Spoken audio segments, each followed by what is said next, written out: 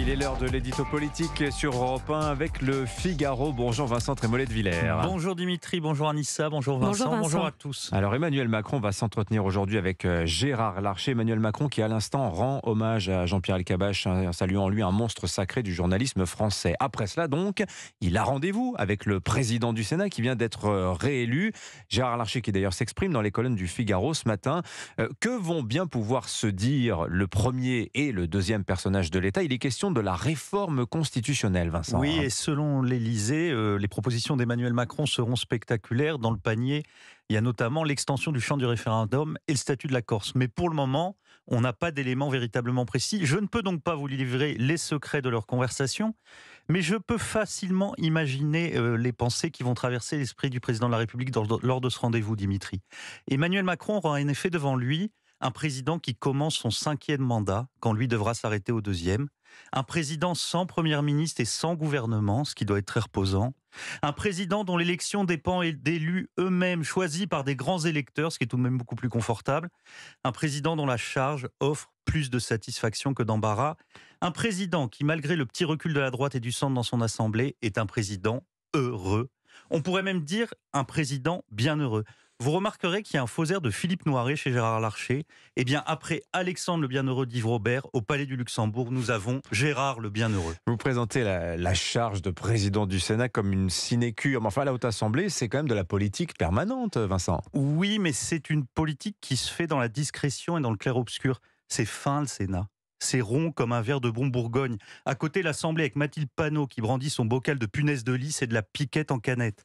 Mais le Sénat, il ne faut pas s'y tromper, ce n'est pas qu'une belle endormie. Depuis 2017, la Chambre haute a été sans doute l'opposition la plus tenace et la plus constructive à la politique d'Emmanuel Macron, dans la fabrique de la loi, mais aussi dans le sérieux des commissions d'enquête menées, par exemple, sur l'affaire Benalla ou le fiasco du Stade de France.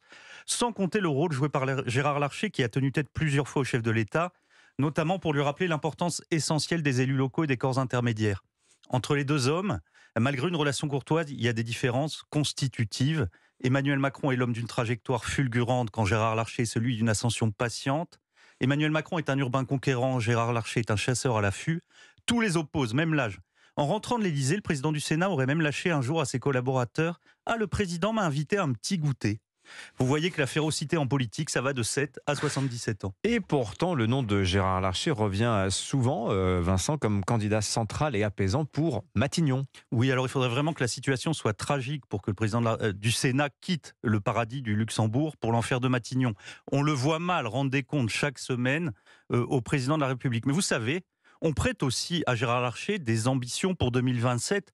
Alors, rien de tangible, il n'y a aucun élément tangible qui confirme cette direction, mais ces rumeurs viennent simplement du fait que Gérard Larcher incarne une forme de stabilité. Dans le grand dérèglement contemporain, le président du Sénat est devenu une institution, une permanence, une mythologie nationale, au même titre que le maillot jaune, le guide Michelin ou la voix de Jean-Pierre Elkabbach sur Europe 1.